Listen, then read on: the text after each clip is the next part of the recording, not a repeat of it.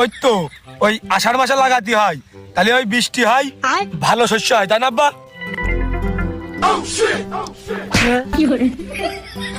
আব্বা আমার মারলে কা? ওর ঠেই পাইনি বলে তোর মারলাম। আমার বিবেক আছে, বুদ্ধি আছে, তারপরেও খুব ঘুম আসতেছে বাল। শীতকাল এমনিতে পা গরম হলে মাথা গরম হয় না, মাথা গরম হলে পা গরম হয় না, পা গরম করতে গেলে মাথা বেরিয়ে যায়, মাথা ঢেকতে গেলে পা বেরিয়ে যায়।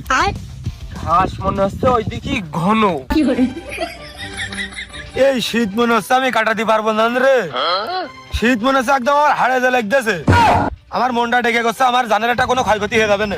হ্যাঁ তুই বয়সে বড়, ক্ষয়ক্ষতিটা তোরই আগে হওয়া সম্ভব। তুই মুরব্বী মানুষ।